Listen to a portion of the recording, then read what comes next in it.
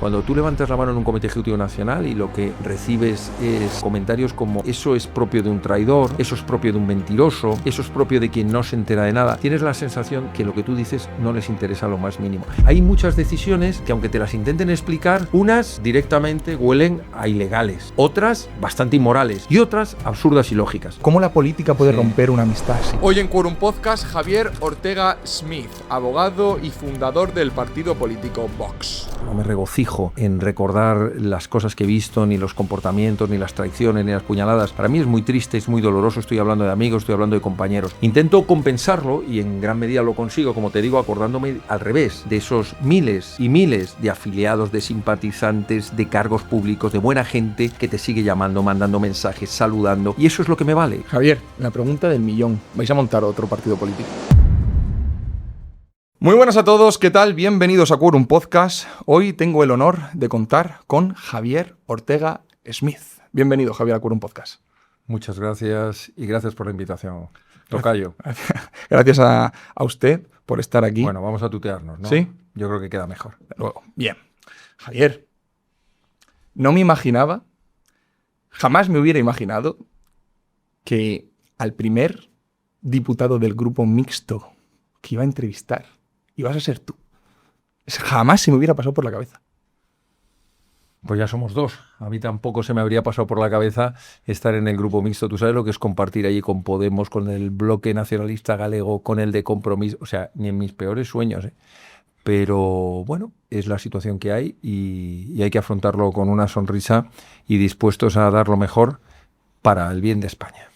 Leía esta mañana la carta que le ha enviado al presidente de Vox, a Santiago Abascal, y fíjate, la primera imagen que se me ha venido a la cabeza ha sido una imagen tuya en los juicios del Procés. Es lo primero que se me ha venido a la cabeza. Ahí es cuando te empecé a conocer yo bien. ¿Cómo ha pasado el tiempo? ¿Cómo ha cambiado la historia? De esa labor encomiable que hizo Vox, que hiciste tú, a hoy, a cómo estamos hoy. Sí, es verdad, ¿no? Ha pasado el tiempo. Algunos hemos cambiado físicamente, tenemos más canas, estamos más envejecidos, pero seguimos siendo los mismos, con la misma ilusión, la misma esperanza en el futuro de España, la misma determinación y no hemos cambiado absolutamente nada, ¿no? Es verdad que vas encontrando mucha gente que te recuerdan el primer momento que oyeron hablar de Vox, ¿no? Y te dicen, oye, yo la primera vez, el otro día me lo decía un chaval creo que ahora me dijo que cuando me vio tenía 8 años o 9 años. Me dice, yo la primera vez que le vi a usted fue en un programa de televisión catalana y llamé a mi padre y dije, mira, por una vez alguien le está diciendo a estos separatistas en TV3 lo que tal. Otros, muchos como en tu caso, la primera vez que oyeron hablar de Vox, y eso que fue en el 2017, llevábamos ya 3 años de andadura, y cuando digo andadura, eso era como el Quijote, coche a coche, kilómetro a kilómetro. Yo siempre digo que me decían mis padres, te compraste un coche para fundirlo en Vox, porque me recorría 40, 50.000 kilómetros con mi coche por toda España.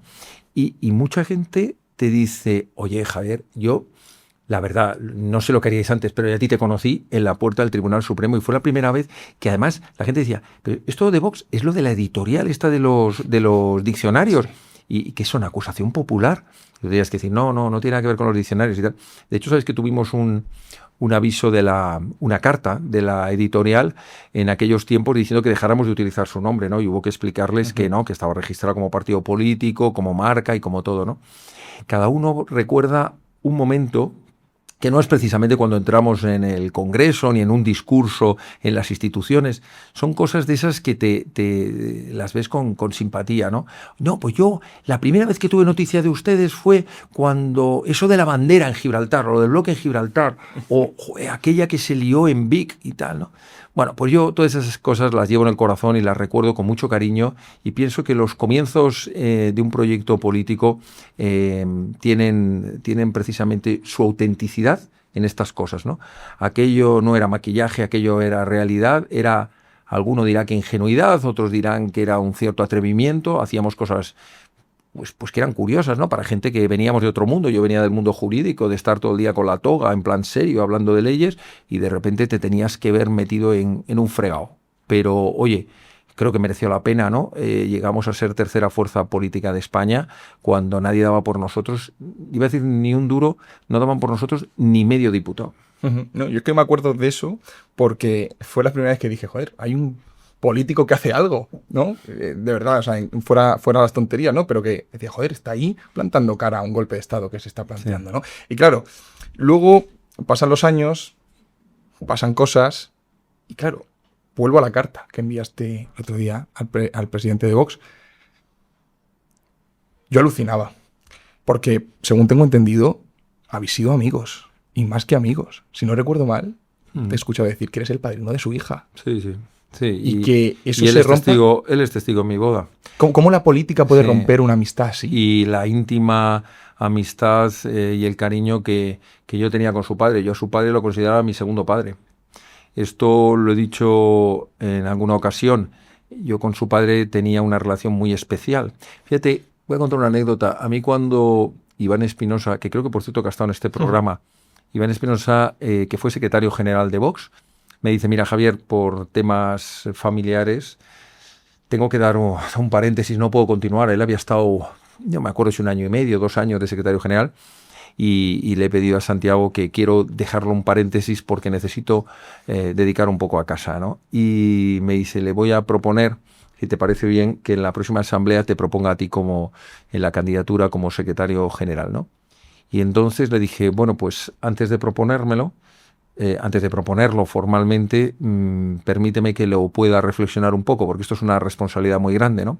Yo en aquel momento era el responsable jurídico del partido, ¿no? Uh-huh. Y entonces lo consulté con 3 personas. Lo consulté con un primo mío, que es una persona del mundo militar con una experiencia muy dilatada en organizaciones, en el trato con equipos humanos, y le pregunté, y me dio su opinión. Se lo pregunté a mi madre, que es una persona, que en paz descanse, con la que siempre tuve una relación muy sincera, muy cercana, y ella, como madre, me iba a aconsejar probablemente desde otro punto de vista distinto, de la organización o de los equipos, ¿no? Desde el punto de vista humano. Y la tercera persona a la que le pregunté cómo veía esa decisión, si debía tomarla, era a Santiago Abascal Escuza, ¿no? Al padre de Santiago, y lo hice porque yo montaba a caballo con él frecuentemente por el País Vasco,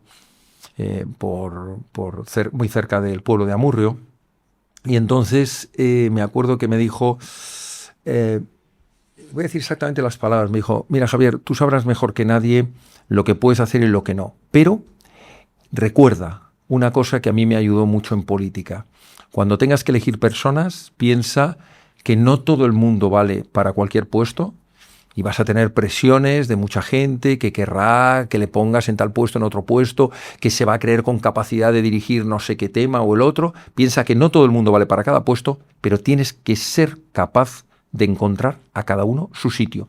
Y todos, hasta los que puedan parecer más irrelevantes, tienen un puesto importante para luchar por España. Tienes que ser capaz de encontrar a cada uno su puesto. Y me pareció una enseñanza muy bonita. Pensemos que es una persona que vivió la política desde el lado más duro de la política, que es aquel en el que cada mañana tenía que mirar debajo del coche, fiarse 100% de sus escoltas, porque tal vez era la última oportunidad que tenía para poder salvar la vida, ¿no? Y me pareció siempre un ejemplo muy digno. Entonces, esas personas son a las que les pregunté y me dijeron, adelante. Bueno, luego fueron 7 años de secretaría general, ¿no? Hasta el año 2022, si no recuerdo. Hasta el año 2022, sí. En que, con gran pena y gran sorpresa, el que era tu presidente, era tu amigo, era la persona en la que confiabas y en la que lo habías dado todo, decide, sin darte ninguna explicación, porque yo nunca recibí una explicación, nunca jamás. Yo tengo una extraña complejo en todo esto que me ha pasado en Vox. No sé cómo definirlo, pero tristemente y en los últimos meses me han cesado el otro día lo contaba, me parece que de 9 cargos. Empezamos en secretario general, luego de portavoz adjunto del grupo parlamentario, luego de portavoz en la Comisión de Justicia, luego de vocal en la Comisión de Interior, luego de miembro de la Diputación Permanente, luego me expulsan del Comité Ejecutivo Nacional, luego me expulsan de afiliado y lo último ha sido cesarme de portavoz del grupo municipal. En ninguna de todas las que he dicho, nunca jamás he tenido delante lo que llamamos los abogados un pliego de cargos.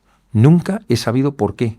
He recibido cosas tan curiosas como una llamada telefónica en medio de un supermercado que estás comprando con tu mujer y te dice, oye, mira, te llamo para decirte que, mira, hemos hecho un pequeño reajuste y que dejas de ser el portavoz adjunto del grupo parlamentario. Y te quedas de piedra y dice, ¿pero qué ha pasado? ¿Qué he dicho? No, nada, es una pequeña reorganización. Claro, cuando un mes después te llaman otra vez y te dicen, oye, pequeña reajuste en las comisiones, que ya no eres el portavoz de justicia, que no, que dejas de estar en la comisión de justicia. Yo decía, joder, siempre me tocan a mí los reajustes, ¿no? Esto he dicho con cierta broma, pero con una sensación de decir, bueno, pero ¿por qué nadie te puede poner encima de la mesa si lo has hecho tan mal? Oye, será muy fácil, ¿no? Pues mire, a usted lo cesamos porque es usted un vago. Bueno, pues usted no hace nada por el partido, usted no defiende los principios del partido, usted, yo qué sé, usted es una persona que ha robado, una persona que maltrata a sus compañeros, una persona que lleva una línea política distinta y tal. Nunca en esos que he citado, no sé si son 9 o 10 ceses, he tenido una sola explicación, pero la que más me ha dolido fue la del que consideras tu amigo, el presidente del partido, que es incapaz de decirte en 2 reuniones, allá por octubre del 2022, en 2 reuniones de 2 horas y media, fue incapaz de darme una sola razón. Cuando yo le preguntaba, ¿me quieres decir algo? Te tienen que haber contado muy grave de mí. Y te deben haber dicho, no sé, que tengo una operación para traicionarte, que estoy negociando con otros partidos en la sombra, que me estoy forrando que he montado una organización corrupta en la que me estoy llevando el dinero del partido. No sé, algo. Digo, algo te tienen que haber contado, dímelo y yo intento defenderme. Bueno, pues podríamos decir que si las hay, no me las han querido contar. Y a estas alturas yo pienso, sinceramente, que la política es uno de esos lugares en la vida donde se descubren las mayores virtudes de las personas y los mayores defectos. Encuentras a gente valiente hasta el infinito, generosa hasta no poder más, gente leal como no te puedes imaginar, gente que está dispuesta a perder su puesto de trabajo, a jugarse el tipo a tu lado en los lugares más difíciles, jugarse su prestigio, el de su empresa. Y por el contrario te encuentras otros que son capaces, perdón por la expresión, de vender a su madre por un plato de lentejas, de apuñalarte por la espalda, compañeros a los que has ayudado.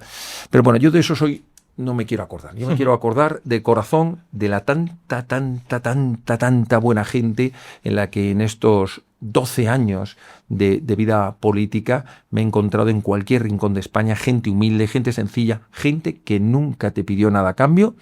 Les bastaba con hacerse una foto contigo, darte un abrazo y decirte ánimo. Mira, antes de entrar a este programa, esperando en la calle que fuera la hora para no llegar demasiado pronto ni demasiado tarde, ha habido 2 personas que... ¡Ánimo, Ortega!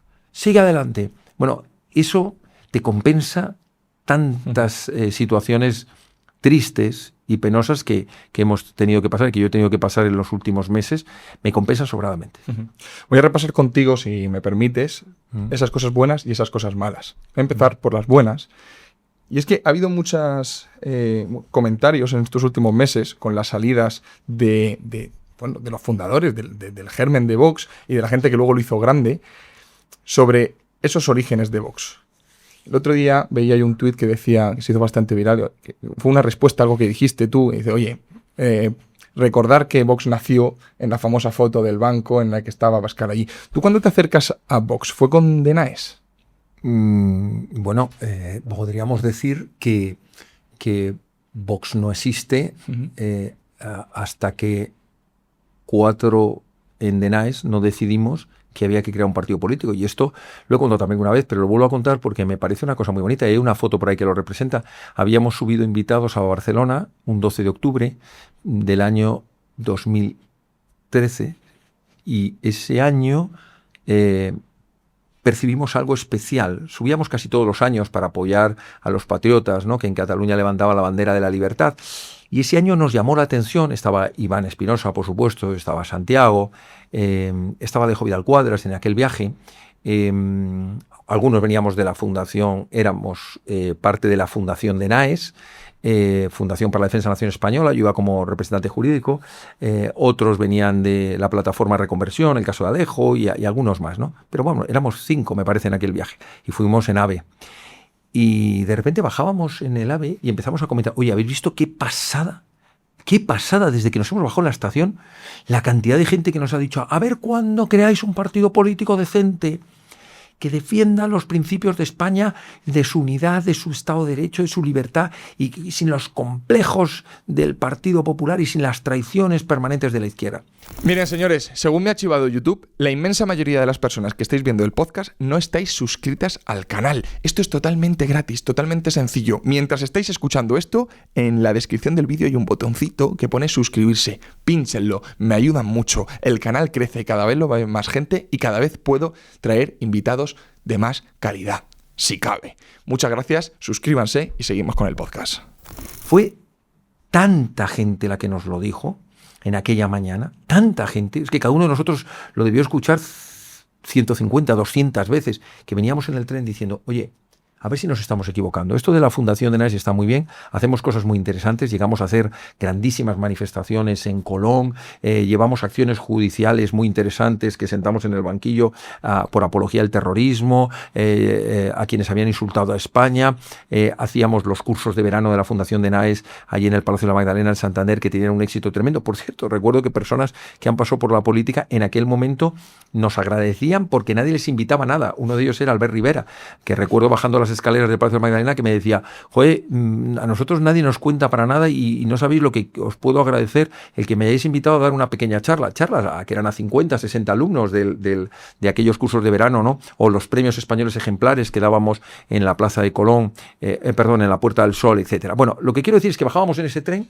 y de repente nos miramos todos y dijimos, oye, a lo mejor ha llegado la hora que hay que dar un paso al frente, ¿no? Hay que saltar a la arena, hay que dejar de ver, me acuerdo que decíamos los toros desde la barrera, y hay que de una vez por todas darle voz a esa España silenciada, esa España que nadie contesta, que nadie le da voz. Es que fue tantas veces que repetimos a esa España que hay que darle voz, que terminó saliendo el nombre del partido. ¿Y si le llamamos voz? Hombre, voz es un poco raro, ¿no? Bueno, pues para que suene más clásico, vamos a decir Vox, ¿no?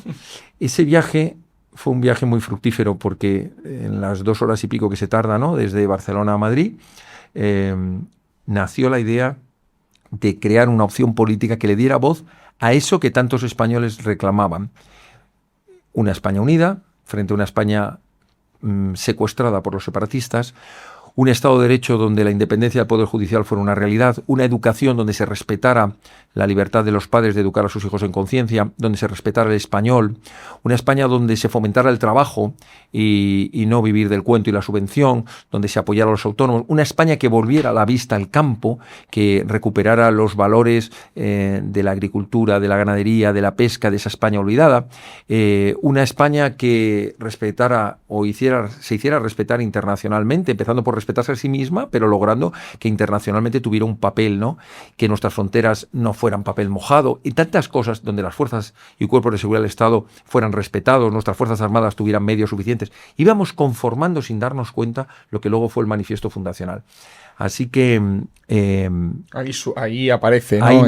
Ahí nace la idea de que la Fundación de NAES, junto con otras, porque no fuimos solo nosotros, luego estuvo, como digo, la plataforma Reconversión, se sumó también a esos 20 y tantos primeros que nos reunimos allí en el centro riojano, en la calle Serrano, me acuerdo, teníamos un pequeño despachito en la Fundación de NAES y ahí en una reunión salió, estaba también el Foro por la Sociedad Civil de Ignacio Camuñas y algunos grupitos más que fue el germen de aquel proyecto de que España necesitaba una alternativa. Que al final coge fuerza en esas elecciones andaluzas en las que Pablo Iglesias pronunció la alerta antifascista y ya pusieron en el Papa todos los que todavía nos conocían. Sí, los 3 hitos que cuando echas la vista atrás dices, ¿qué fue realmente? Hay mucho trabajo diario, pero hay 3 hitos que te hacen dar el salto realmente, el trampolín para lograr entrar.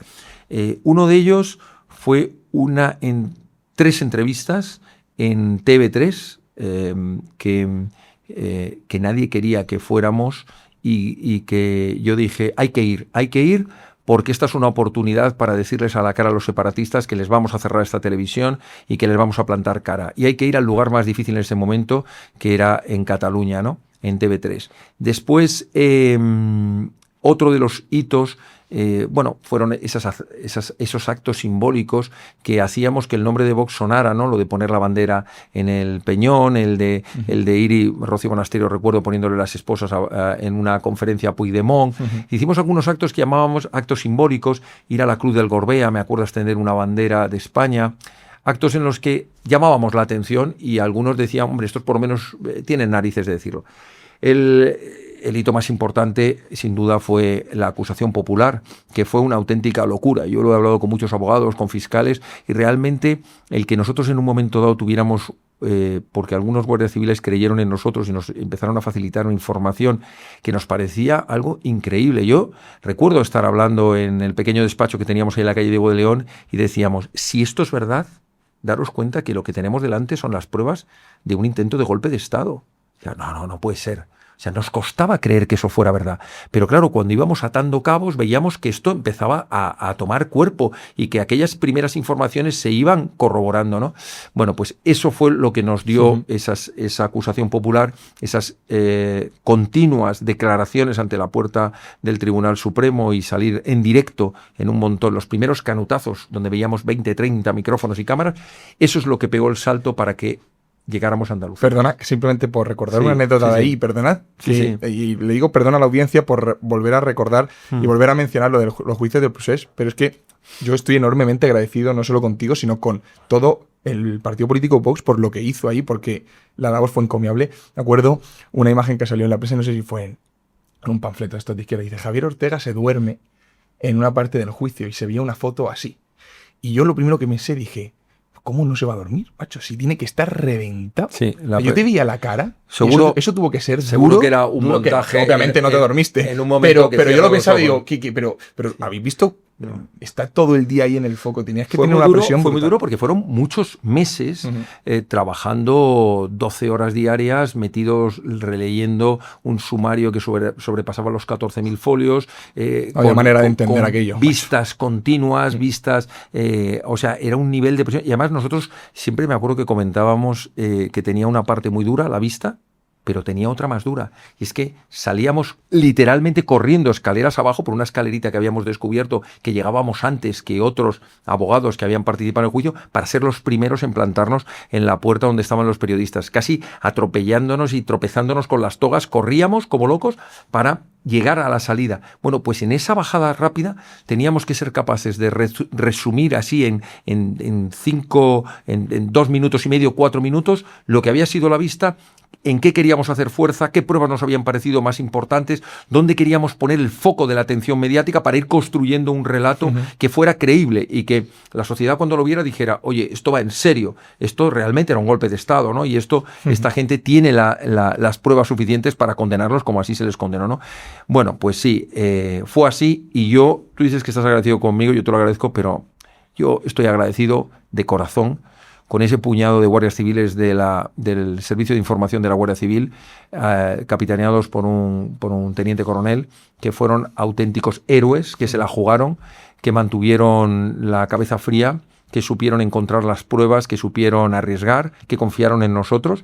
También en el juez magistrado del juzgado de instrucción número 13, especialmente en el fallecido fiscal general José Manuel Maza, auténticos héroes, el fiscal jefe de Barcelona, que fueron personas que contra viento y marea, teniendo un gobierno que no les apoyó para nada, un gobierno que les llamó, yo lo he contado también alguna vez al fiscal general Maza, 3 llamadas del ministro catalá de Justicia, de la vicepresidenta Soraya Sáez de Santamaría y del propio Mariano Rajoy, 3 llamadas, yo lo he contado en alguna entrevista, pidiéndole y exigiéndole a José Manuel Maza que parase las querellas y que lo archivase. Fue un hombre valiente y hubo auténticos héroes, guardias civiles, fiscales, jueces. Eran una minoría, pero eso demuestra que hay minorías que son capaces de cambiar el mundo, ¿no? Y ellos cambiaron la historia de España, ¿no? Bien, todo eso fue lo que al final aupó a Vox hasta llegar a empezar a tocar poder de verdad. A empezar a entrar en las instituciones, en los parlamentos, hasta llegar a ser la tercera fuerza de este país, con un peso importante. Entiendo que a partir de ahí es cuando empiezan los problemas, porque vemos lo que ocurrió a los 4 años y da que pensar. Sí, el poder tiene ese problema que cuando algunos tocan poder, el poder te puede afianzar en tus convicciones y volverte mucho más responsable, mucho más sereno, mucho más consciente del papel que tienes y de la responsabilidad, valga la redundancia, que tienes ante la historia y ante los españoles, decir, oye, no, cuidado, que ahora estás tú al mando del volante y ahora ya no es teoría, esto ya es realidad. Estás de verdad sentado como diputado, estás de verdad sentado como concejal, estás de verdad ejerciendo una acción popular en un tribunal o estás teniendo una visibilidad en los medios que cada cosa que tú hagas puede ser para bien o para mal. A otros, desgraciadamente, les ciega el poder, les hace creerse que están por encima del bien y por el mal y de alguna manera les afloran las vanidades, las envidias, piensan que si hay un compañero tuyo que tiene visibilidad es porque te la va a quitar a ti, sienten que como si la sombra, ¿no? de me van a quitar poder, me van a opacar, los complejos de y este por qué sabe tanto de derecho, o este por qué habla también idiomas, o este otro por qué entiende tanto de leyes. Bueno, al final lo que quiero decir es que a cada uno le afecta el poder de una manera distinta y bueno, yo creo que eso es lo terrible, ¿no? La tentación del poder, la atracción del poder, el sentirse importante o creerse importante. Y yo siempre le he dicho, cuando me han preguntado esto, mira, yo me creo ni más ni menos que cuando era un estudiante de Derecho.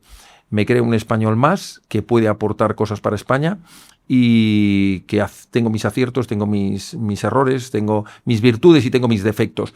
No hay que creerte nunca ni inferior a nadie, ni tampoco creerte que estás por encima de los demás. Da igual si eres diputado como si no lo eres, es lo mínimo.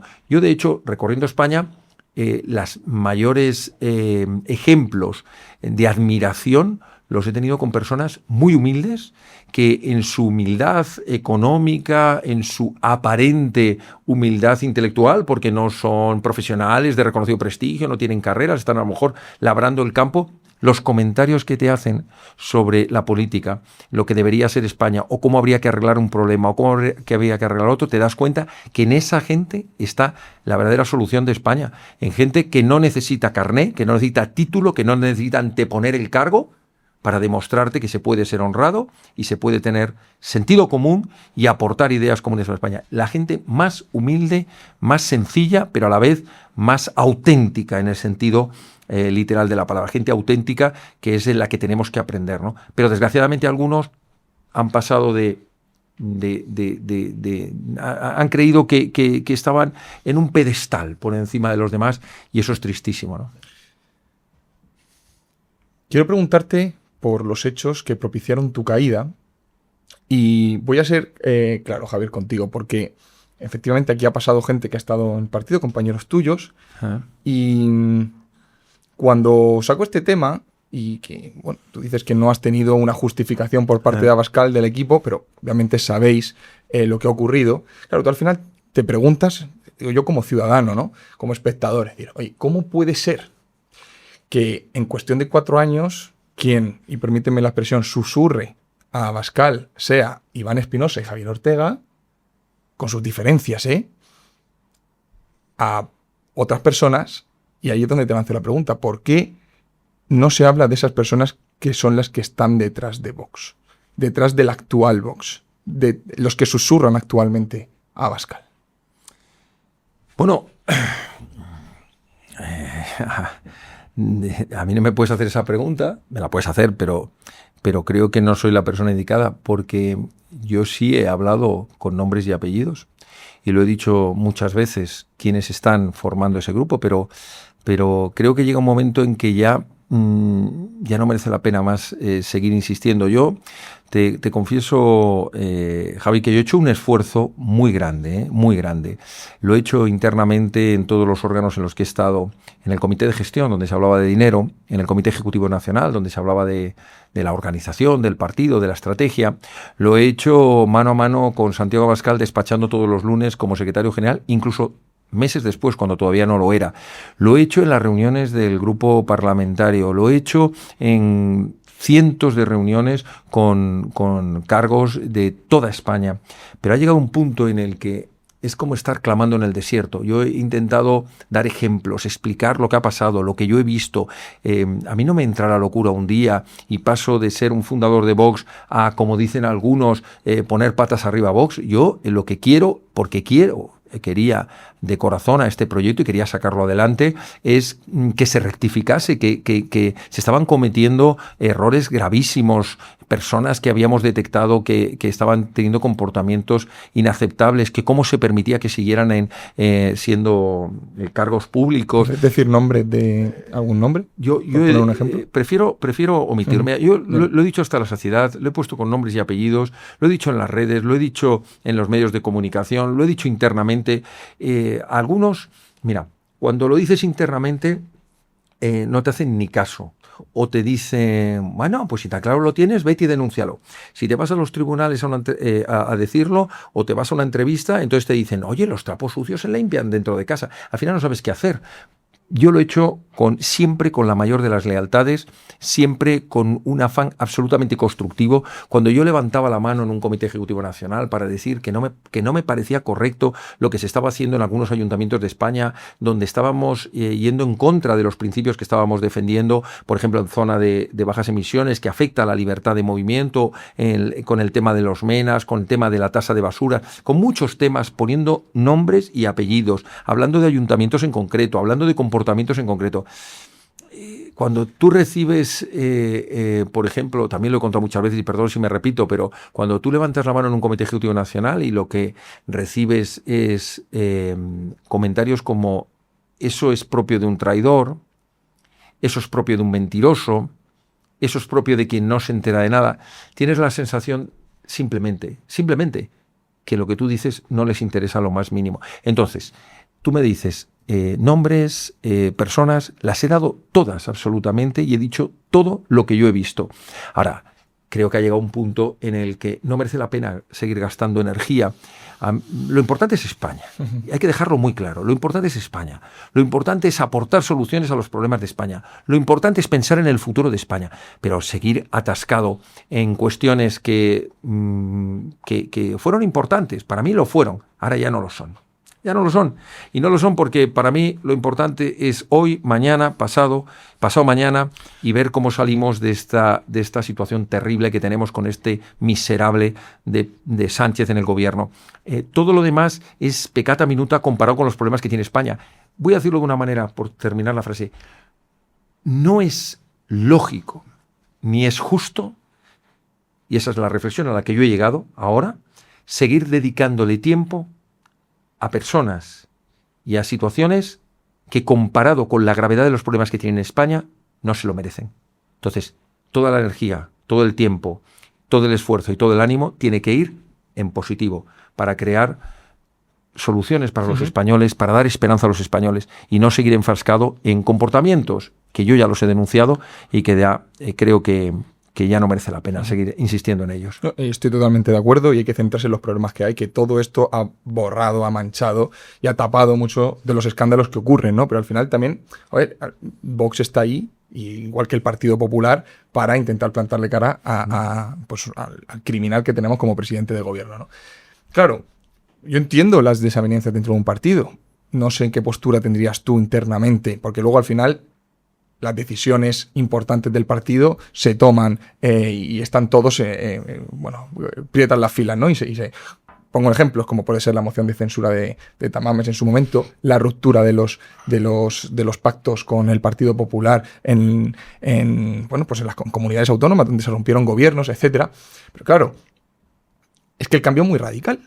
O sea, es que el cambio es muy radical. Y claro, tú dices, lo has dicho muchas veces quiénes son y tal. Yo no los he escuchado tanto y no hace falta y no quiero entrar ni te voy a seguir preguntando por nombre, pero claro, voy a decirlo yo, ¿no? Pero la inmensa mayoría no tienen ni idea de quiénes son los Ariza. Yo me imagino que cuando tú hablas en alguna entrevista, porque te he escuchado decir, no, es que cuando yo veo los pagos a tal persona, me imagino que serías de, si no corrígeme, de los que les parecía que el sueldo de Kiko Méndez Monasterio era demasiado alto. Se puede decir. Bueno, era un 1000eurista. Sí, ganaba 1000 euros al día. Bueno, yo he intentado invitar a Kiko para que venga aquí y tal, pero no quieren, ¿no? Pero la historia es que no pasa nada por decirlo y creo que al final, si son las personas que han roto la confianza de Abascal en quien lo fundó, creo que sí que tiene un peso importante el decir, oye, porque sobre todo es que Vox, contigo uno menos, tiene 32 diputados ahora mismo. Sí, pero la mayoría de los españoles, perdona Javier que te interrumpa en esto y que te lleve la contraria con todo el cariño. Mira, la mayoría de los españoles están hartos de las discusiones de los políticos, les importa muy poco, aunque lo que estés contando sea para ti muy importante, muy grave, muy doloroso, como es en mi caso. Yo no me regocijo en recordar las cosas que he visto, ni los comportamientos, ni las traiciones, ni las puñaladas. Para mí es muy triste, es muy doloroso, estoy hablando de amigos, estoy hablando de compañeros. Intento compensarlo y en gran medida lo consigo, como te digo, acordándome al revés de esos miles y miles de afiliados, de simpatizantes, de cargos públicos, de buena gente que te sigue llamando, mandando mensajes, saludando. Y eso es lo que me vale. No, lo otro, pues allá ellos, su conciencia, la historia les juzgará lo que pudieron hacer y lo que no hicieron, o lo que hicieron mal y podían haber evitado, sí. ¿No? Pero sigo insistiendo en que eso es nuestros problemillas internos. El español de a pie lo que quiere es que de una vez por todas le ofrezcas una solución para que su hijo pueda tener una vida digna y comprarse una vivienda decente, para que su hija pueda salir a la calle sin miedo a tener o recibir una agresión sexual en determinadas zonas y en determinados barrios de España. Lo que quiere aquel agricultor, aquel ganadero, es no tener que cerrar su explotación agrícola y que le dejen de aplastar con burocracia, con estúpidas imposiciones de fanatismo climático. Lo que quieren nuestros policías, nuestros guardias civiles, es que tenga una ley que les proteja y unas instituciones que les respalden en su labor, o unos militares que tengan unos medios adecuados para estar a la altura de las amenazas internacionales que tenemos. Lo que quieren los profesores es poder educar y ser respetado y que el principio de autoridad del profesor, del maestro, se recupere. Eso es lo que quieren la mayoría de los españoles. No están pendientes de si el Ortega dijo, el Abascal dijo, el otro dijo. Esto me aburre hasta a mí. Fíjate que ya he vivido en todo esto. Entonces yo lo que quiero es que la política, seamos capaces de trasladar que la política es otra cosa. La política tiene que ser vocación de servicio. Siempre lo dijimos. La política tiene que ser una decisión voluntaria, generosa, de patriotismo, de entregar tu tiempo, tu esfuerzo, tus conocimientos al servicio del bien común. Y tienes que hacerlo con generosidad, sin pensar si esto te va a traer beneficios o te va a traer perjuicios. Y los hay, y muy grandes. O sea, yo al que te dice con cariño, Ortega, sigue adelante, no sé cuántos, yo siempre digo, por supuesto, pero qué fácil es decirlo, qué difícil es vivirlo, porque la política te genera, recibir amenazas personales, insultos, se compromete tu vida personal, la vida familiar. Es muy, muy complicado vivir así. Yo llevo 12 años viviendo así, ¿no? Entonces, lo haces solo si tienes claro que lo estás haciendo por amor a España, por servicio a tus conciudadanos, por poder dejar una patria mejor para las generaciones futuras, y eso es lo único que te compensa. Si tu esfuerzo, tu energía la tienes que gastar en discusiones mediocres, inútiles, de verdad que le hacemos un flaco favor a los españoles. Yo creo que en España hay mucha gente buena, la mayoría de la gente buena, que se merece políticos responsables, que de una vez por todas lleven a este país a lo que en potencia puede llegar a ser, porque España puede volver a ser muy grande, pero necesita unos políticos que estén a la altura del pueblo español y a la altura de sus capacidades. ¿No? Hablemos de política, Javier. Hablemos. Siempre he pensado que al final ibas a ser un problema dentro del partido, a nivel político me refiero, porque has mantenido una línea muy dura contra el Partido Popular. muy duras. Es decir, no creo que hubiera sido fácil llegar a pactos entre Vox y el Partido Popular contigo al lado, la verdad, lo pensaba, ¿no? Hablando con Iván, cuando estuvo aquí y demás, al final lo veo con una postura más conciliadora por el hecho de decir, mira, es que no nos queda otra entre Vox y el Partido Popular. ¿Qué es lo que hay que hacer con el Partido Popular, Javier? Bueno, lo primero, yo creo que tengo que hacer un esfuerzo para transmitir mejor mi forma de ser, que a lo mejor me delata en una imagen que no se ajusta a la realidad. Fíjate, tú acabas de decir, y lo has dicho con sinceridad y con claridad, que yo puedo ser un problema porque me he metido mucho con el Partido Popular y crees que sería muy difícil llegar a acuerdos con el Partido Popular.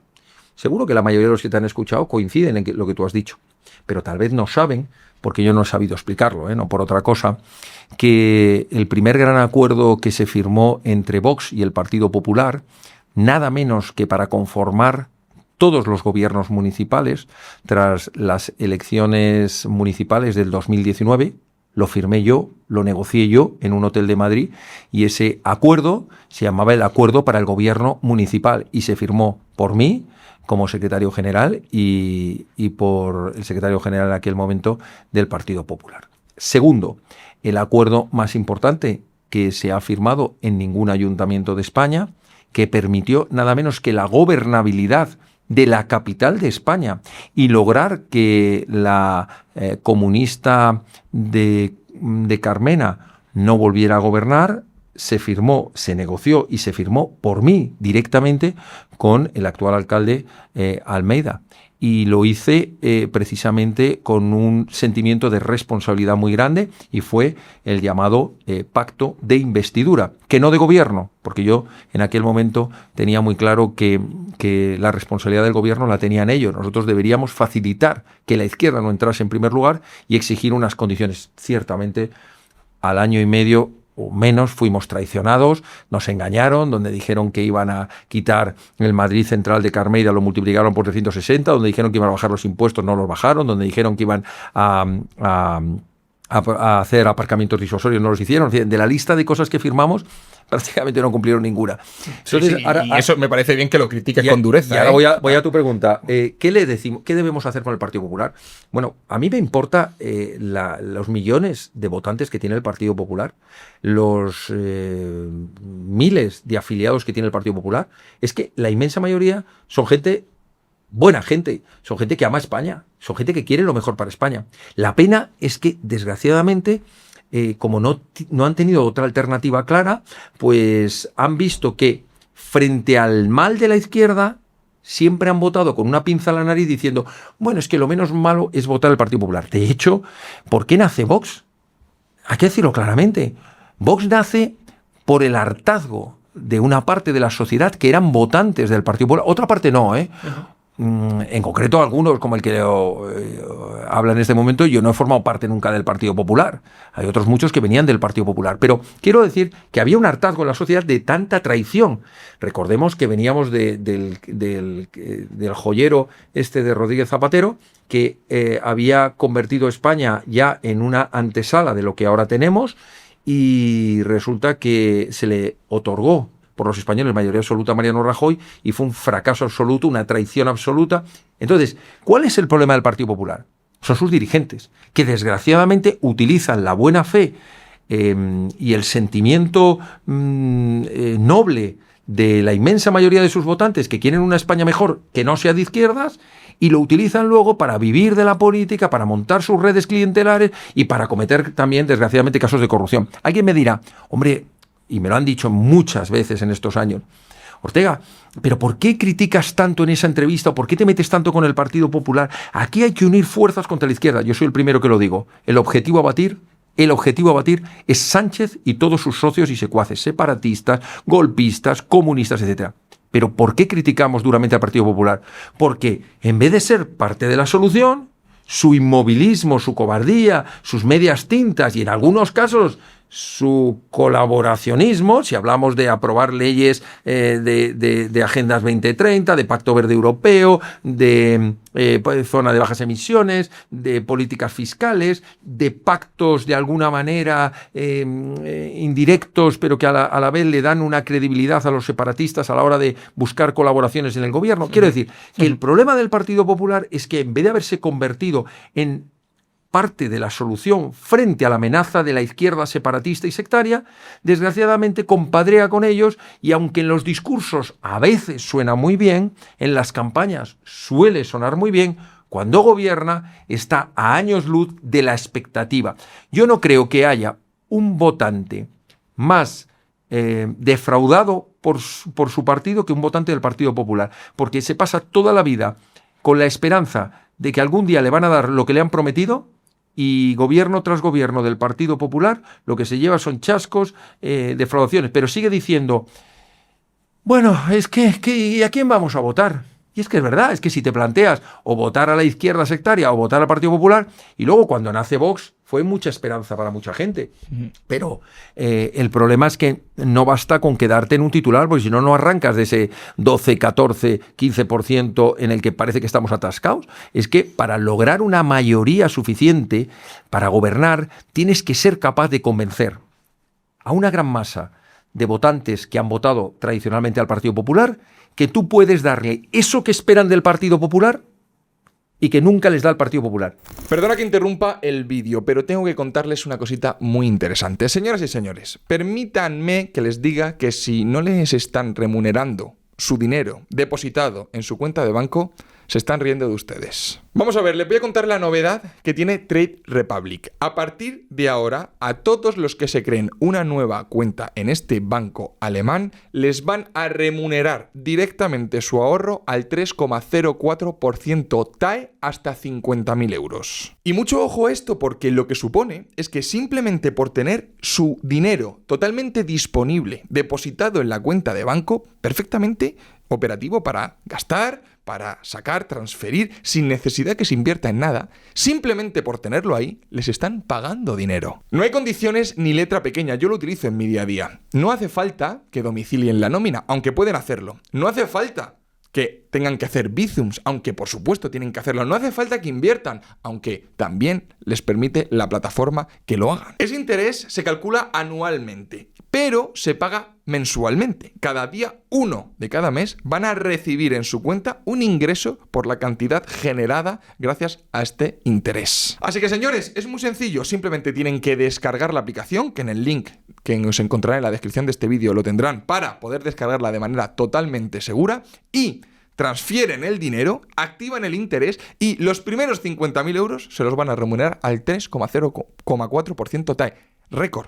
Lo mejorcito que hay en el mercado. ¿Y qué pasa a partir de los 50.000 euros? Que se los remuneran al tipo de interés que marca el Banco Central Europeo, que ahora mismo está en el 2,27% TAE. Aprovechen la oportunidad, descarguen la aplicación desde el link que encontrarán en la descripción de este vídeo y continuamos con el podcast. Y puedes convencerle a la izquierda que se pueden hacer políticas sociales de progreso, de construcción de una sociedad más justa, sin caer en la trampa de lo que representa la izquierda. Si eres capaz de conjugar eso, de repente tendrías mayoría absoluta en España. Hay que ser capaces de mirar a España con los dos ojos. Hay que ser capaces de no hacer parcelas. No, es que los de derechas, es que los de izquierda. Hay que hablar a los españoles cara a cara y decirles, ¿queréis de una vez por todas que solucionemos los problemas? Que acabemos con la corrupción en la política. Pues vamos a modificar las leyes, que haya una verdadera representación entre el ciudadano y el votante. Vamos a modificar la ley orgánica del régimen electoral. Vamos a tener fronteras seguras, que eso no significa estar en contra de la inmigración, cuando la inmigración viene a trabajar, a integrarse, sí en contra de la que viene a agredirnos, viene a violar a nuestras hijas o a golpear a nuestros hijos. Eso es de lo que estamos hablando. Y eso es algo que el Partido Popular no ha querido entender nunca, que para enfrentarse a los problemas de España hay que hacerlo con mucha más generosidad, pensando que en el otro lado, en la izquierda, hay mucha gente que en el fondo, en las cuestiones importantes, está de acuerdo con nosotros. Cree en una España unida frente a una España dividida, cree en la justicia, en el Estado de Derecho, le gustaría que los políticos fueran honrados, que cuando se promete algo se cumpla y, en definitiva, que se pueda vivir y prosperar en España. Eso lo queremos la inmensa mayoría de los españoles. Vivir tranquilos, ser libres y que los servidores públicos estén a nuestro servicio y no nosotros al de ellos. Efectivamente, Vox fue una consecuencia de la inoperatividad del Partido Popular, al igual que lo fue Ciudadanos, ¿no? Que también salió por el abandono del Partido Popular en Cataluña. Claro, yo veo el futuro y pienso, joder, yo particularmente creo que en Vox y el Partido Popular no están gobernando por, en parte, las críticas que hizo el Partido Popular a Vox. La campaña del Partido Popular en la selección del 23 fue lamentable.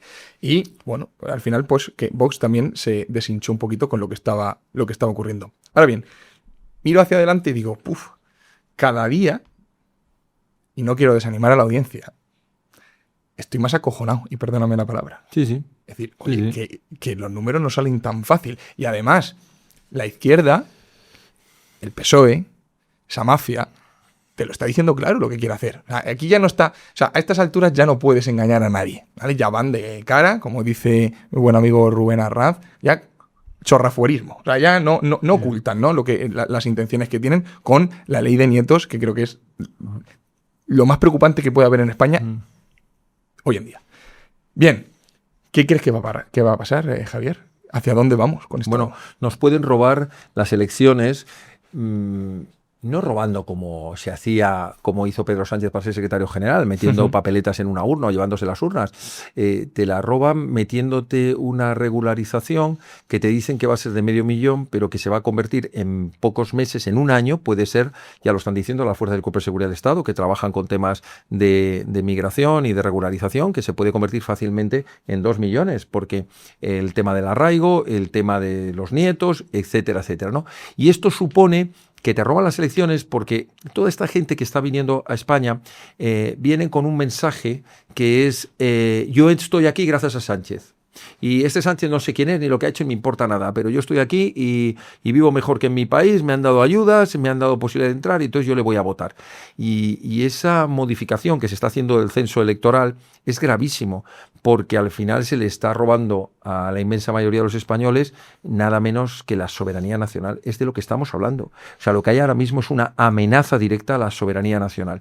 Y esto es algo que tenemos que denunciarlo y tenemos que poner todos los medios. Ojalá lleguemos a tiempo. Ojalá llegue a tiempo un gobierno que sea capaz de poner freno a esto y decir, no, a partir de ahora la nacionalidad no se regala. Aquí en España no puede votar cualquiera que acabe de llegar y evidentemente hay que preservar el interés nacional, el interés de los españoles. Y eso no es xenofobia ni racismo, eso es sentido común, eso lo hacen todas las naciones del mundo, se protegen a sí mismas y no por eso son racistas ni xenófobas. Se dice bien claro, España es de los españoles, le guste o no le guste a quien quiera. España es la suma de generaciones y generaciones de españoles que han trabajado, que han luchado, que han cotizado, que se han esforzado, que han peleado, que han muerto en batallas y que han construido una nación con un nivel cultural, con un nivel económico, con unas infraestructuras y con unas seguridades y con una serie de derechos y de obligaciones en nuestro cuerpo jurídico, en nuestro cuerpo institucional que hay que preservar, porque no queremos acabar siendo un Estado fallido, no queremos acabar convirtiéndonos en otra cosa. Sí. Se dice muchas veces que esa invasión por sustitución que se está produciendo en Europa ha sido, de toda la historia de Europa, la mayor de las amenazas y la mayor de las invasiones, porque las otras las veías venir. En la época medieval veías venir los barcos, los caballos, veías el avance de los ejércitos.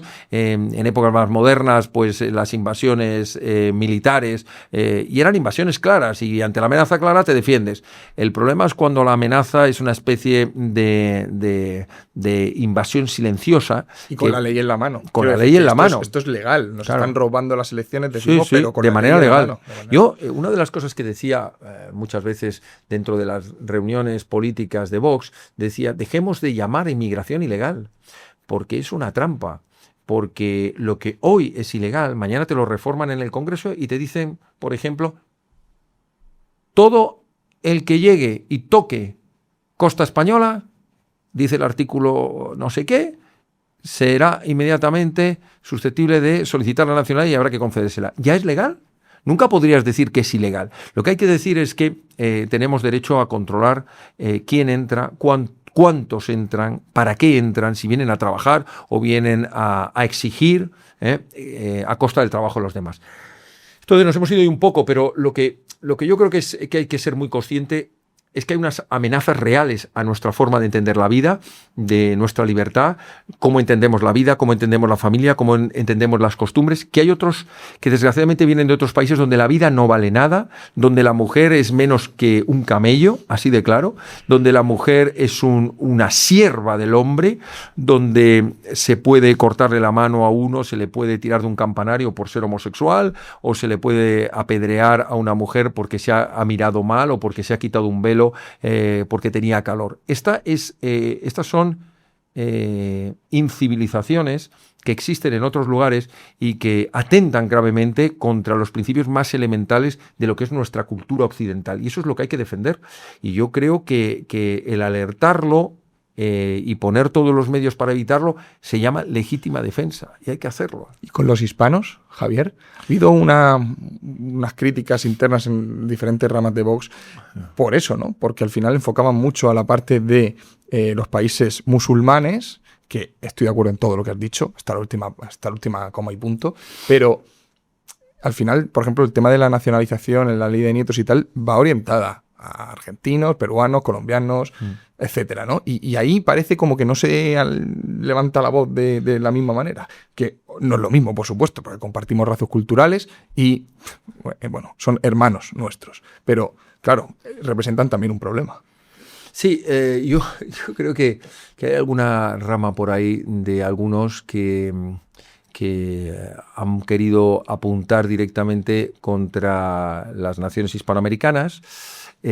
Por eso a lo mejor me echan de Vox, ¿no? Pues yo soy hispano-argentino, con lo cual, pues a lo mejor han dicho, mira, este es un sudaca y hay que ir a por él. Nada, es una broma. Pero es verdad que y lo digo, ahora lo digo como argentino, es verdad que son naciones hermanas, por supuesto.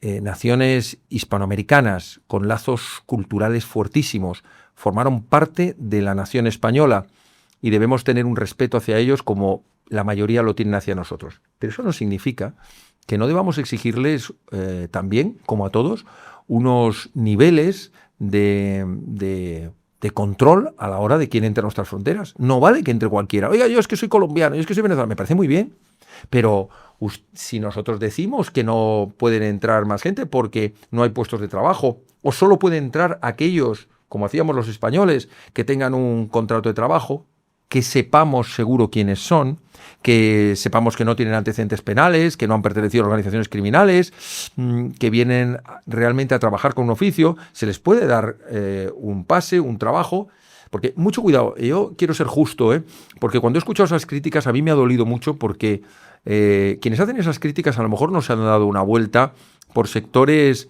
muy duros del trabajo en España. Estoy hablando del sector del campo, estoy hablando del sector de la construcción. Es que está lleno de paraguayos, de ecuatorianos, de colombianos, de venezolanos, de brasileños, en fin, hay población hispanoamericana trabajando en todos estos sectores, por supuesto en el trabajo doméstico, en el trabajo de la hostelería. ¿Y qué pasa con esto? Pues hay que echarlos a todos. Oye, no, si son personas que han entrado en España y deberían haber entrado de una manera legal, con un contrato de trabajo, están prestando un trabajo, se están ganando la vida dignamente, están cotizando como corresponde, están cumpliendo las leyes. Bienvenidos sean y gracias de corazón, porque eso es lo que hicieron con nosotros, con los españoles, cuando emigrábamos a América, cuando emigrábamos a Francia a la vendimia, cuando íbamos a Suiza, cuando íbamos a recorrer toda Europa. Entonces, ¿eso significa que puede entrar todo el ciudadano de Hispanoamérica que quiera? Evidentemente no. Hay que poner un coto y no hay que hacer una selección. Ahora, siempre hemos dicho, preferimos, si hay X puestos de trabajo y hay X posibilidades, que entren ciudadanos de países que son mucho más integrables por cultura, por idioma, por religión, por lazos históricos, que es mucho más fácil integrar, que se integren en nuestra cultura y que convivan con nosotros y que no haya problemas de convivencia con emigrantes que provienen de países hispanoamericanos, centroamericanos, sudamericanos, norteamericanos, que con países que vienen del norte de África o que vienen del Sahel o que vienen, por supuesto, ya no digo nada, de países de cultura islámica y no digo nada ya si son islamistas, ¿no? Entonces, pues un país tiene derecho a decir quién prefiere que entre en sus fronteras, quién por origen, quién por profesión, quién por conocimientos, por edad, por una serie de razones, ¿no? Y eso es lógico y normal. Cambiando de tercio, Javier, Europa. Hace 2 años, se acaba de cumplir 2 años, de que Vox hizo un movimiento político muy importante que fue abandonar en el Parlamento Europeo al grupo ECR por Patriots, el grupo de Orbán. ¿Cuál es tu opinión al respecto y por qué se hizo ese movimiento? Bueno, lo he explicado muchas veces. Fue un movimiento desconcertante, nos pilló a todos con el pie cambiado, no sabíamos quién había tomado esta decisión. Abandonar al ECR de Giorgia Meloni con unos lazos mediterráneos propios de la cultura española, Italia, España, con un sentimiento igual de lo que es esa cultura occidental, judio-cristiana, con defensa de unos mismos problemas, ¿no? Y unas mismas necesidades, vamos a llamarlo así, para de repente aparecer con un país como Hungría, con Orbán.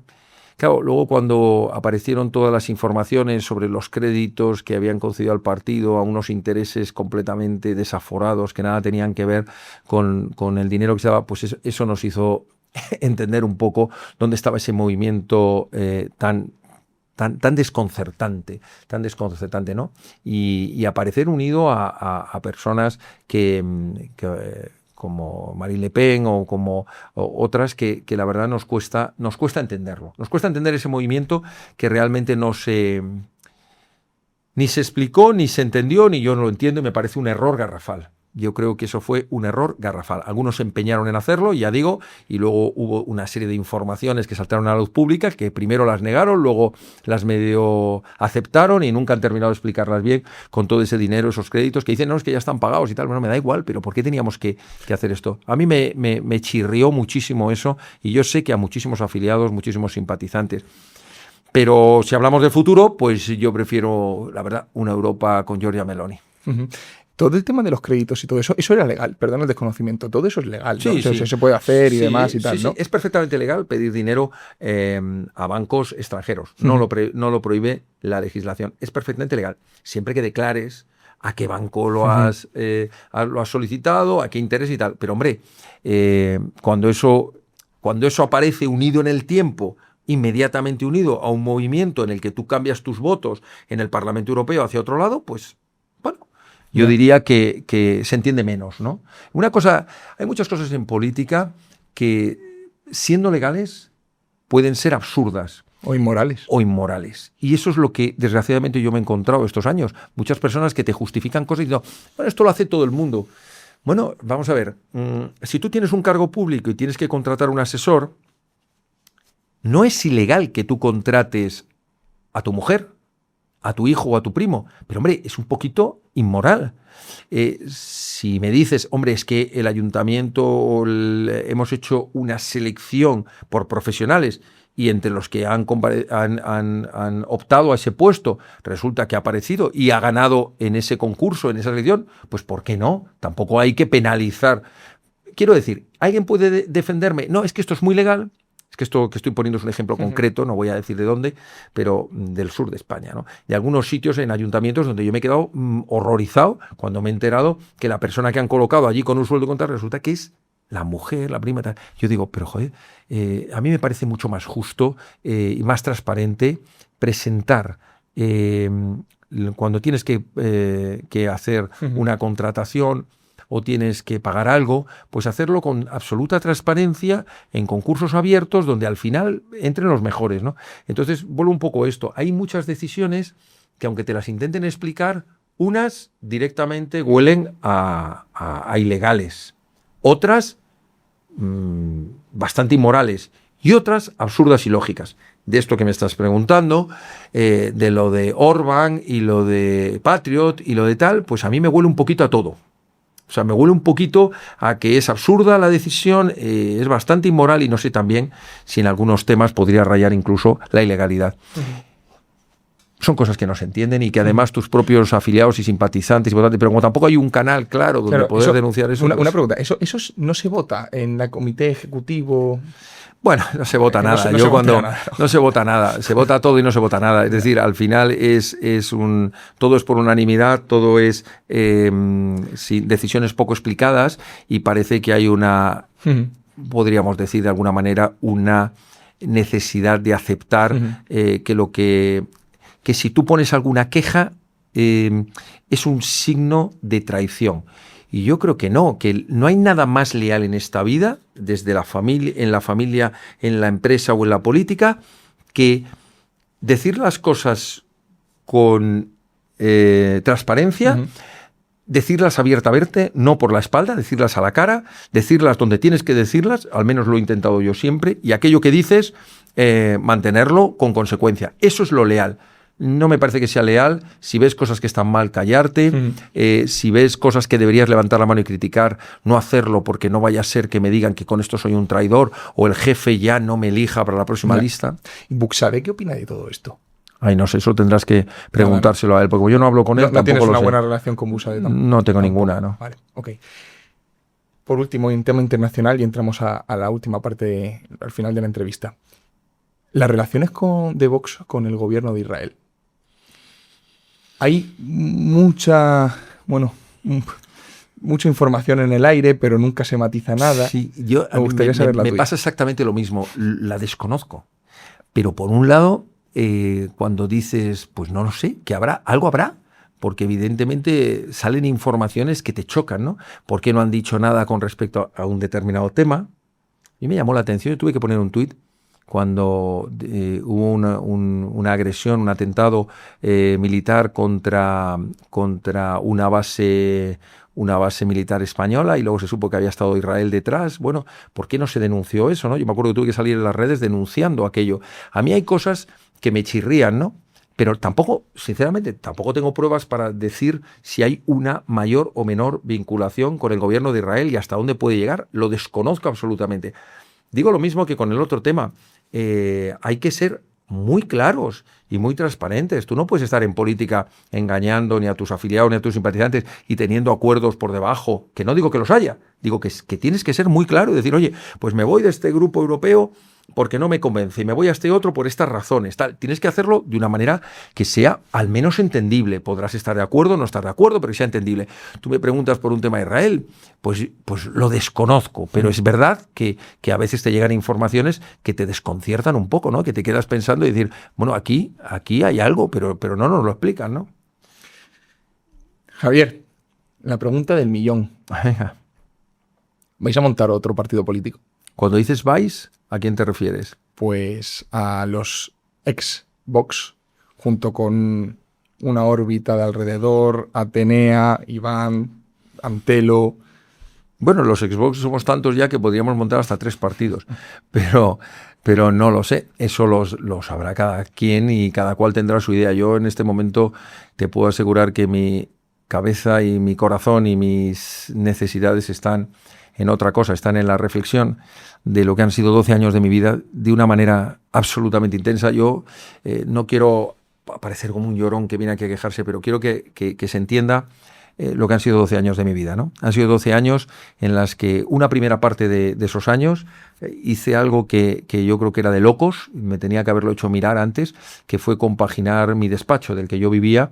Hablo desde el 2014 al 2019, 5 años en el que yo jamás quise cobrar un duro del partido, jamás cobré un duro. Por supuesto no teníamos cargo institucional, pero tampoco, a pesar de que me lo ofrecieron, tuve ningún sueldo del partido y vivía de mi despacho, del que he vivido ejerciendo como abogado durante 25 años, pero realmente la cabeza te estallaba, porque por las mañanas tenías un juicio, por la tarde salías en la furgoneta a recorrer España, ¿no? O con tu coche.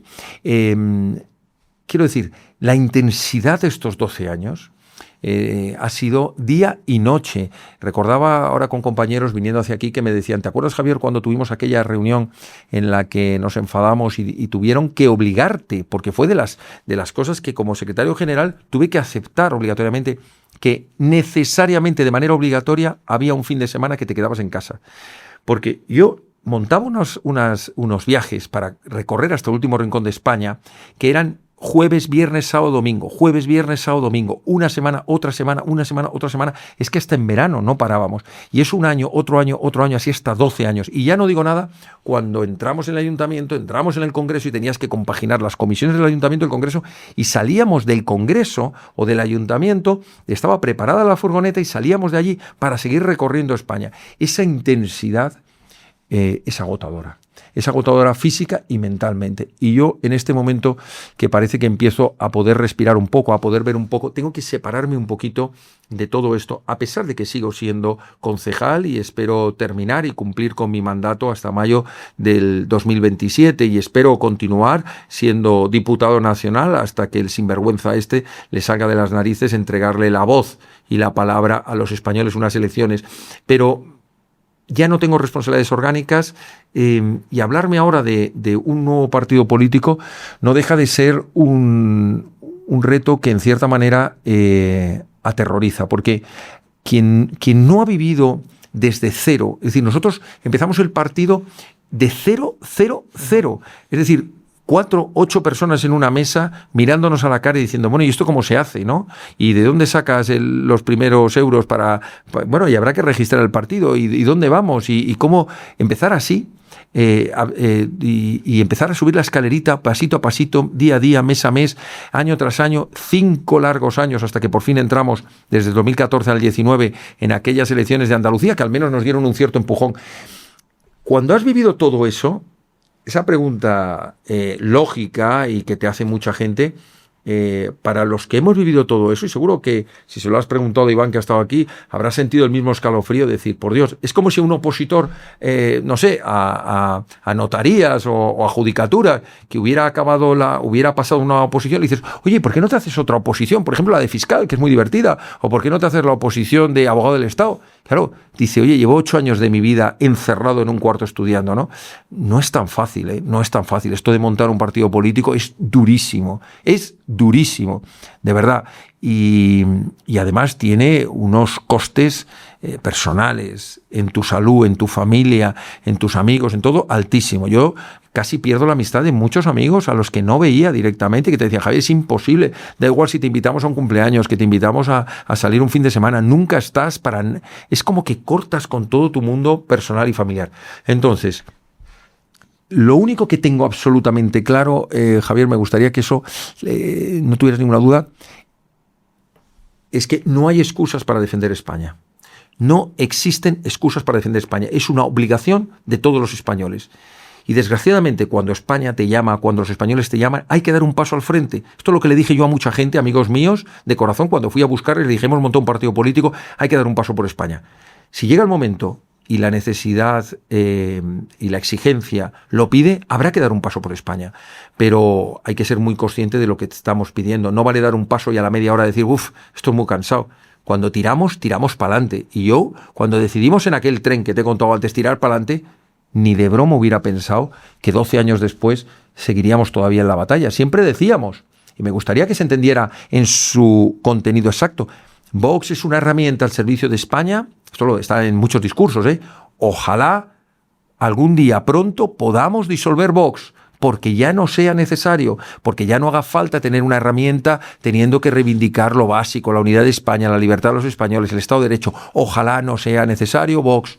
Desgraciadamente, mientras que siga siendo necesario una alternativa, es porque sigue habiendo una amenaza. Eso es totalmente utópico, Javier. O sea, al final, cuando entras ahí en esa rueda, el volver para atrás, el salirse... Yo es que prácticamente no conozco políticos que hayan dicho, paro y me voy.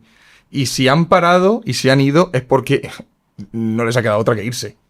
Te pongo 2 ejemplos por motivos diferentes, Albert Rivera o Pablo Casado, ¿no? Que fueron 2 personas que les echaron, básicamente, y no pudieron, ¿no? Entonces me parece un poco... Bueno, a mí como me han echado, a lo mejor puedo parar ahora. A lo mejor. Ya tengo la excusa, mira. Yo siempre he dicho, oye, que los políticos, y mucha gente dice, es que los políticos no trabajan. Hay algunos que no trabajan, pero la mayoría de ellos se pegan unos tutes de narices. Se trabaja mucho. Se trabaja mucho, son muchas horas. Bueno, o sea que claro, mucha gente tiene el concepto de currar de estar ahí picando, pero es muchas horas. Sí, sobre todo coste personal. Eso es lo que me acaban diciendo todos. Y pero lo millones de horas de reuniones, millones de horas estudiando documentos, preparándote comisiones. Los plenos del ayuntamiento son 5 horas, los plenos del Congreso a la semana son 8 o 9 horas. Cuando tienes que ir el trabajo es muy duro. Y lo más duro de todo es recorrer España construyendo un partido. Porque cuando un partido está construido, hay algunos que han llegado en la época feliz en la que ya son diputados o ya son no sé cuántos. Ya vas con sueldo, ya vas con coche, cuando con tenías chofer, que coger tu coche, dormir en gasolina. Yo dormía en gasolineras porque no llegábamos a Madrid y pues no teníamos para gastar en un hotel o 2 hoteles o 5 hoteles y al final era mucho dinero. Decíamos, pues oye, echamos una cabezada un par de horas en la gasolinera y luego tiramos millas. No pasa nada, pero al final eso tiene un coste altísimo. Altísimo. No sé quién fue, Horacio, no sé si te acuerdas tú, si fue Iván o Antelo que me dijeron... Creo que fue Iván que dijo, preguntarle a Javier, tal, de que él ha dormido en pensiones de, no sé si me dijo 5, 6, 7 euros la noche, o sea, de mala muerte. Sí, algunas demasiado mala muerte. Decían, algunas eran insalubres. Sí, algunas eran, no se pueden ni nombrar porque nos equivocábamos. Decíamos, pero tío, ¿cómo puede ser esto tan barato? Claro, era tan barato porque llegabas a la habitación, había 5 camas. Y decías, pero macho, ¿esto qué es? Y el baño en el pasillo. Y lo que oías allí eran unas cosas tremendas. Y algunas tenían lucecillas rojas. Bueno, entiéndeme, ¿no? Sí, que es que al final las veías por la carretera y decías, ¿pero esto qué es, tío? ¿Pero dónde nos hemos metido? Dice, ya, pero es que me habéis dado 100 euros, me acuerdo de la explicación, y tenemos que dormir 2 noches, 10. Joder, pues tío, yo les decía, ¿por qué no compramos tiendas de campaña? Nos salimos de la ruta, paramos y montamos una tienda. Nunca lo hicimos. Lo que sí hicimos muchas veces fue dormir dentro de la furgoneta en una gasolinera que estaba cerrada y no te ahorrabas una pasta porque decía, vea, dormimos aquí, tomamos mañana cuando abra la gasolinera tomamos un café y tiramos millas y hemos ahorrado entre los 10 que estamos aquí pues 200, 300 euros o lo que sea, ¿no? Sí. ¿Te arrepientes de algo estos últimos 12 años a nivel político? Esa pregunta me la han hecho muchas veces. Me la hizo el otro día mi mujer. Me dijo, oye Javier, ahora que esto se acaba, dime, ¿de qué te arrepientes? ¿Te arrepientes de haber entrado en política? ¿Te arrepientes de haber fundado un partido? ¿Te arrepientes de haber aceptado ser diputado? ¿Te arrepientes? Y después de unos segundos le dije, mira, lo que de verdad me arrepiento es de haber confiado a ciegas en determinadas personas que el tiempo me han demostrado que no se merecían esa confianza. O sea, de haber sido un ingenuo y pensar que todo el mundo te iba a devolver con la misma lealtad, con la misma gratitud, tu lealtad, tu esfuerzo, tu sacrificio.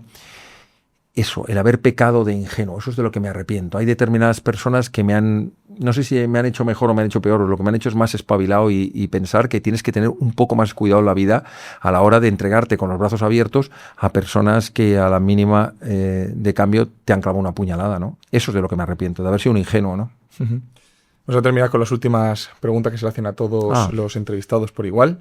Javier, una meta por cumplir.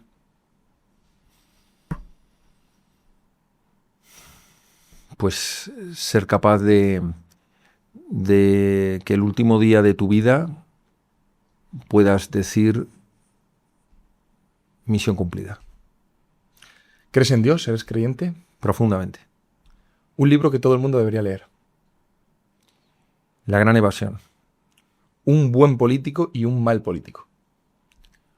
Un buen político el que dice la verdad, un mal político el que miente. No me vale, tienen que ser nombres. Nombres de personas. Sí. Un buen político. Pues mira, para mí, por ejemplo, un gran político, un buen político y un gran político, lo he mencionado ya, Santiago Abascal Escuza, el padre de Santiago.